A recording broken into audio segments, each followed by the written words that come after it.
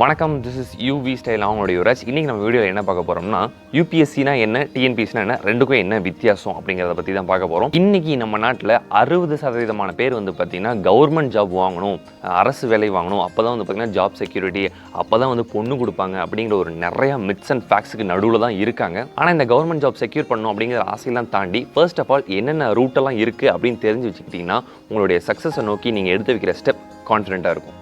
Union public service commission அப்படிங்கிறது அந்த UPSC அப்படிங்கிறதோடைய abbreviation. Tamil Nadu public service commission அப்படிங்கிறது அந்த டிஎன்பிஎஸ்சி அப்படிங்கிறதோடைய ஒரு அப்ரிவேஷன். சரி, இது ரெண்டுக்கும் என்ன வித்தியாசம் அப்படின்னு நீங்கள் கேட்டிங்கன்னா, பேர்லேயே இருக்கும் யூனியன், அதாவது ஆல் இண்டியா லெவலில் நடத்துகிறது தான் இந்த union public service commission UPSC அப்படிங்கிறது.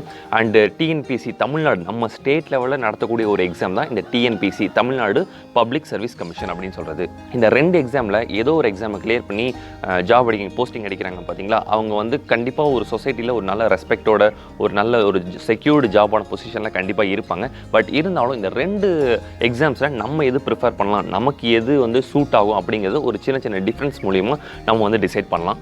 சரி, எந்த ஒரு ஃபேக்டர் டிஎன்பிஎஸ்சியா யூபிஎஸ்சியா அப்படின்னு டிசைட் பண்ணும் அப்படின்னு நீங்கள் நினச்சிங்கன்னா, நம்ம நாலேஜ் ஃபேக்டர் தான் இந்த டிஎன்பிஎஸ்சி எக்ஸாம் எழுதுறதா இல்லை யூபிஎஸ்சி எக்ஸாம் எழுதுறதா அப்படின்னு டிசைட் பண்ணணும்னு நீங்கள் நினச்சிங்கன்னா கண்டிப்பாக அது வந்து ஒரு மித்து தான். ஸோ இந்த வீடியோவை நீங்கள் ஸ்கிப் பண்ணாமல் ஃபுல்லாக பார்த்தீங்கன்னா உங்களுக்குள்ள ஒரு கான்ஃபிடென்ட் லெவல் கண்டிப்பாக ரைஸ் ஆகும். நம்ம வந்து யூபிஎஸ்சி எக்ஸாம் எழுதலாமா அல்லது டிஎன்பிஎஸ்சி எக்ஸாம் எழுதலாமா அப்படின்னு சொல்லிட்டு. சரி வாங்க, யூபிஎஸ்சிக்கும் டிஎன்பிஎஸ்சிக்கும் என்னென்ன டிஃப்ரென்ஸ் இருக்குன்னு லிஸ்ட் அவுட் பண்ணலாம். டிஎன்பிஎஸ்சி அண்ட் யூபிஎஸ்சிங்கிறது வேஸ்ட் ஆஃப் எக்ஸாமை கண்டக்ட் பண்ணுற ஒரு போர்டு. பட் இன்னைக்கு வீடியோவில் நம்ம ஒரு டிஃப்ரென்ஸ் சொல்லணும் அப்படிங்கிறதுனால பர்டிகுலராக அந்த குரூப் 1 அப்படிங்கிற ஒரு கேட்டகரி, அதாவது யூபிஎஸ்சிலையும் குரூப் 1 இருக்குது, டிஎன்பிஎஸ்சிலையும் குரூப் 1 இருக்குது, ரெண்டுலேயும் இருக்க குரூப் 1க்கு என்ன ஒரு வித்தியாசம் அப்படிங்கிறத பற்றி தான் இன்றைக்கி நம்ம வீடியோவில் பார்க்க போகிறோம். நம்ம சேனலை ஃபர்ஸ்ட் டைம் விசிட் பண்ணுறவங்க வந்தால் கீழே இருக்க சப்ஸ்கிரைப் பட்டனை ப்ரெஸ் பண்ணி நம்ம யூவி ஸ்டைல் சேனலை சப்ஸ்கிரைப் பண்ணிக்கோங்க. பக்கத்தில் இருக்க பெல் பட்டனை மறக்காம ப்ரெஸ் பண்ணிக்கோங்க. அப்போ தான் நம்ம எப்போ வீடியோ போட்டாலும் உங்களுக்கு நோட்டிஃபிகேஷன் வரும். எந்த வீடியோ மிஸ் பண்ணாமல் பார்க்கலாம்.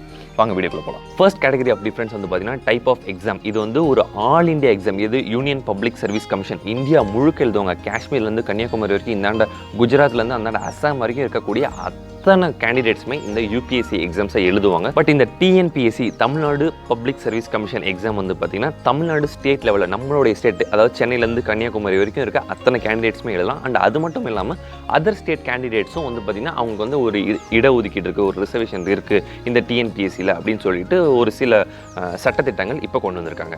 சரி, ரெண்டாவது கேட்டகரி ஆஃப் டிஃபரன்ஸ் என்னென்னு வந்து பார்த்தீங்கன்னா அவைலபிலிட்டி ஆஃப் போஸ்ட். அதாவது இந்த எக்ஸாமை கிளியர் பண்ணிங்கன்னா உங்களுக்கு என்ன மாதிரி போஸ்ட் கிடைக்கும் அப்படிங்கிறது தான். யூனியன் பப்ளிக் சர்வீஸ் எக்ஸாம் வந்து நீங்கள் கிளியர் பண்ணிங்கன்னா உங்களுக்கு வந்து சிவில் சர்வீஸ் போஸ்ட்டான IAS, Indian administrative service, Indian police service, Indian foreign service, Indian revenue service, Indian railway service போன்ற சிவில் சர்வீஸ் ஆல் ஓவர் இந்தியாவான சிவில் சர்வீஸ் போஸ்ட் உங்களுக்கு கிடைக்கும். இதுவே நீங்கள் TNPSC Tamil Nadu public service commission group 1 exam clear பண்ணி வந்தீங்கன்னா உங்களுக்கு deputy collector, deputy superintendent of police, registrar போன்ற ஒரு தமிழ்நாடு பேஸ்டு, அதாவது ஸ்டேட் சிவில் சர்வீஸ்ங்கிற போஸ்ட் உங்களுக்கு அலோகேட் ஆகும். மூணாவது டிஃபரன்ஸ் கேட்டகரி என்னென்னு வந்து பார்த்தீங்கன்னா number of attempts and age limits. யூபிஎஸ்சியை பொறுத்த வரைக்கும், யூனியன் பப்ளிக் சர்வீஸ் கமிஷனை பொறுத்த வரைக்கும் உங்களுக்கு வந்து நம்பர் ஆஃப் அட்டம்ப்ட்ஸ் அப்படியே கண்டினியூஸாக எத்தனை அட்டம்ப்ட்ஸ் ஆனால் எழுதலாம் அப்படிலாம் கொடுக்க மாட்டாங்க. ஒரு ஜென்ரல் கேட்டகரியாக, அன்ரிசர்வ் கேட்டகரியாக இருந்தால் ஒரு 4 அட்டம்ப்ட் வரைக்கும் நீங்கள் எழுதலாம். அண்ட் ஓபிசி அதர் பேக்வர்ட் கேஸ்ட்டாக இருந்தால் நீங்கள் வந்து ஒரு 7 அட்டம்ப்ட் வரைக்கும் ட்ரை பண்ணலாம். அண்ட் அதர் ரிசர்வ்டு கேஸ்ட்டாக, அந்த எஸ்சி எஸ்டி வந்து ஷெட்யூல் கேஸ்ட் அண்ட் ஷெட்யூல் ட்ரைபாக இருந்தால் உங்களுக்கு வந்து அன்லிமிட்டட் நம்பர் ஆஃப் அட்டம்ப்ட்ஸ். அதுவும் வந்து பார்த்தீங்கன்னா இதில் வந்து ஏஜ் லிமிட் வந்து ஏஜ் ரெஸ்ட்ரிக்ஷன் இருக்கும். இந்த பர்டிகுலர் ஏஜ் வரைக்கும் தான் இந்த சிவில் சர்வீஸ் எக்ஸாம் வந்து அட்டன் பண்ண முடியும் அப்படிங்கிற ஒரு ஏஜ் ரெஸ்ட்ரிக்ஷன் இருக்கும். அதுவே இந்த Tamil Nadu public service commission group 1 exam வந்து பார்த்தீங்கன்னா நம்பர் ஆஃப் அட்டம்ப்ட்ஸ் வந்து அப்படிங்கிற ஒரு கணக்கே இல்லை. எத்தனை நம்பர் ஆஃப் அட்டம்ப்ட்ஸ் வேணாலும் நீங்கள் எடுத்துக்கலாம், இரஸ்பெக்டிவ் ஆஃப் யுவர் கேட்டகரி, எந்த ஒரு கம்யூனிட்டி சேர்ந்து வந்தாலும் எத்தனை அட்டம்ப்ட்ஸ் வேணாலும் எடுத்துக்கலாம். ஃபோர்த் டிஃபரன்ஸ் கேட்டகரி என்னென்னு வந்து பார்த்தீங்கன்னா ஷெட்யூல் ஆஃப் எக்ஸாம்ஸ். வருஷம் தவறாமல் யூனியன் பப்ளிக் சர்வீஸ் கமிஷன் ஒரு ரெக்ரூட்மெண்ட் கொடுத்து கண்டிப்பாக எக்ஸாம்ஸ் வச்சுட்டு வராங்க. அதுவே டிஎன்பிஎஸ்சி இந்த Tamil Nadu public service commission group 1 exam வந்து எப்போ அவங்களுக்கு வேகன்சி வருதோ, இந்த போஸ்ட் வந்து காலியாக இருக்குது அப்படிங்கிற பட்சத்தில் தான் அவங்களுக்கு வந்து குரூப் 1 எக்ஸாமே கால்ஃபர் பண்ணுவாங்க. ஸோ இதனாலேயே வந்து பார்த்தீங்கன்னா ஐஏஎஸ் ஐபிஎஸ் எக்ஸாம் வருஷம் ஏப்ரல் மே மந்தில் ப்ரிலிமினரி எக்ஸாம் நடந்தாலும் இந்த குரூப் 1 டிஎன்பிஎஸ்சி குரூப் 1 எக்ஸாம் வந்து 4 வருஷத்துக்கும் 5 வருஷத்துக்கும், ஏன் மிஞ்சி போனால் 7-8 வருஷத்துக்கு ஒரு தடவை கூட இந்த டிஎன்பிஎஸ்சி குரூப் 1 எக்ஸாம் வந்து நடக்கும்.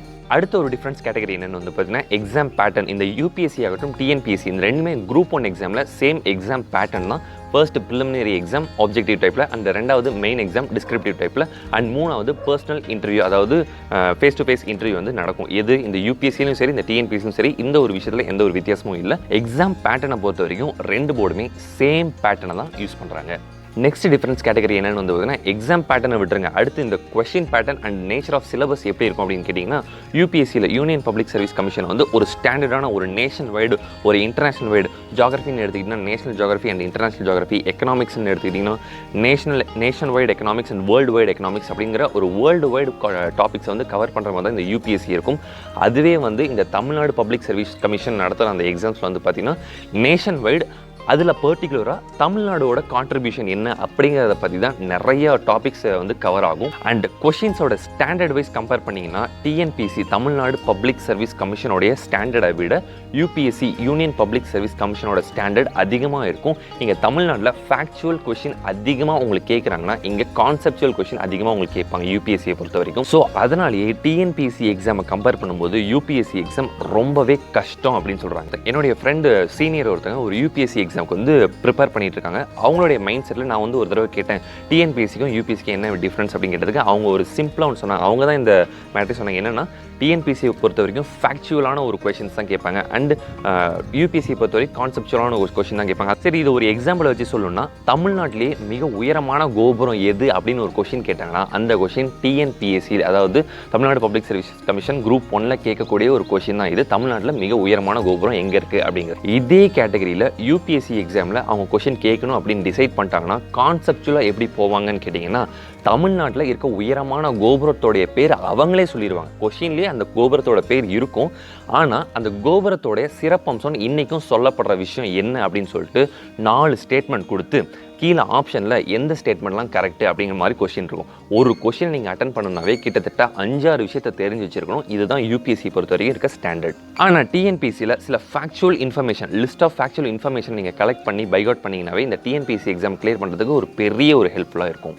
கடைசி டிஃப்ரென்ஸ் கேட்டகரி என்னென்னு வந்து பார்த்தீங்கன்னா சேலரி கம்பேரிசன். யூபிஎஸ்சி கிளியர் பண்ணிட்டு வர சிவில் சர்வன்ட்ஸ் ஆகட்டும் அல்லது டிஎன்பிஎஸ்சி எக்ஸாம் கிளியர் பண்ணிட்டு வர ஸ்டேட் சிவில் சர்வன்ட்ஸ் ஆகட்டும், 2 பேருக்கும் சேலரி வந்து நியரிலால கிட்டத்தட்ட சேம் சேலரி தான். டேக் ஹோம் 56,000 ஸ்டார்டிங்கில் இவங்களுக்கு கிடைக்கும். அதே மாதிரி தான் இவங்களுக்கும் டிஎன்பிஎஸ்சியில் கிளியர் பண்ணிட்டு வரவங்களுக்கும் டேக் ஹோம் 56,000 தான் இவங்களுக்கும் சேலரி. ஸோ சேலரியை பொறுத்த வரைக்கும் 2 பேருக்கும் எந்த ஒரு சேஞ்சும் இல்லை. 2 பேருக்கும் நியர்லி சேம் சேலரி தான், சேம் லெவல் ஆஃப் சேலரி தான். சரி, நம்ம நிறைய டிஃப்ரென்ஸ் கேட்டகரி வந்து பார்த்து டிஸ்கஸ் பண்ணிட்டோம். சரி, எப்படி நம்ம டிசைட் பண்ணுறது அப்படின்னு நீங்கள் கேட்டிங்கன்னா உங்களுடைய கான்ஃபிடென்ட் லெவல் யூபிஎஸ்சி எக்ஸாம் என்னால் கிளியர் பண்ண முடியும், அந்த ஸ்டாண்டர்டுக்கு என்னால் ப்ரிப்பரேஷன் ஸ்ட்ராட்டஜி பண்ண முடியும் அப்படின்னு நீங்கள் நினச்சிங்கன்னா தாராளமாக யூபிஎஸ்சி நீங்கள் செலக்ட் பண்ணலாம். அந்த டிஎன்பிஎஸ்சி ஸ்டாண்டர்டே எனக்கு இனஃப் ஆனது, எனக்கு போதுமானது அதுவே அப்படின்னு நீங்கள் நினச்சிங்கன்னா தாராளமாக டிஎன்பிஎஸ்சி எக்ஸாம் நீங்கள் வந்து கண்டிப்பாக கிளியர் பண்ணலாம். சரி, ஜாப் நேச்சர் பொறுத்த வரைக்கும் 2க்கும் எப்படி இருக்கும்? ஃபஸ்ட்டு யூபிஎஸ்சி கிளியர் பண்ணிட்டு வந்தீங்கன்னா உடனே உங்களுக்கு LBSNA அப்படின்னு சொல்லுவாங்க. இது இன்னொரு வீடியோவில் கூட நம்ம டீட்டெயிலாக சொல்லலாம். Lal Bahadur Shastri academy of administration சொல்லிட்டு அங்கே ஒரு 2 வருஷம் ட்ரைனிங் அண்ட் வந்து பார்த்திங்கன்னா சென்ட்ரல் மினிஸ்ட்ரியில் வந்து ஏதோ ஒரு மினிஸ்ட்ரியில் உங்களுக்கு வந்து ஜாயின்ட் செக்ரட்டரியாக ஏதோ ஒரு போஸ்டிங்கில் இருப்பீங்க. அண்டு நம்ம ஸ்டேட்டில் வந்து நீங்கள் எந்த ஸ்டேட்டுக்கு வந்து அலாட் பண்ணுறீங்களோ அந்த ஸ்டேட்டில் வந்து உங்களுக்கு ஒரு சப் கலெக்டராக ஒரு 1 இயர் இருப்பீங்க அண்ட் அசிஸ்டன்ட் கலெக்டராக ஒரு 1 இயர். அதுக்கப்புறம் தான் உங்களுக்கு கலெக்டரான ஒரு போஸ்ட்டே கிடைக்கும். இதுவே நீங்கள் டிஎன்பிஎஸ்சி குரூப் 1 எக்ஸாம் கிளியர் பண்ணிட்டு வந்தீங்கன்னா எடுத்தவொடனே deputy collector and RDO sub district magistrate இந்த மாதிரி நியூமரஸ் போஸ்ட்டுக்கு நம்ம அப்கமிங் வீடியோஸில் டிஎன்பிஎஸ்சி குரூப் 1 கிளியர் பண்ணால் என்னென்ன போஸ்ட் வராங்க அப்படிங்கிறத டீட்டெயிலாக நம்ம பார்க்கலாம். அண்ட் இன்னொன்று யூபிஎஸ்சி எக்ஸாம் கிளியர் பண்ணிட்டு வரவங்க தான் ஒரு டிஸ்ட்ரிக்ட் கலெக்டராக ஆக முடியுமா அப்படின்னு கேட்டிங்கன்னா கண்டிப்பாக இல்லை. இந்த டிஎன்பிஎஸ்சி குரூப் 1 எக்ஸாமை கிளியர் பண்ணிட்டு வந்தவங்களும் இன்றைக்கி கலெக்டராக சக்ஸஸ்ஃபுல் கலெக்டராக நம்மளுடைய ஸ்டேட்லேயே இருந்திருக்காங்க. உங்களுடைய ப்ரிப்பரேஷன் லெவல் டிஎன்பிஎஸ்சியா யூபிஎஸ்சியா உங்களுடைய கான்ஃபிடென்ட் லெவலில் நீங்களே டிசைட் பண்ணுங்கள், சூஸ் பண்ணுங்கள். இன்னொரு இன்ட்ரெஸ்டிங்கான வீடியோவில் மீட் பண்ணுவோம். This is UV style. நான் உங்களுடைய யுவராஜ். தேங்க்யூ.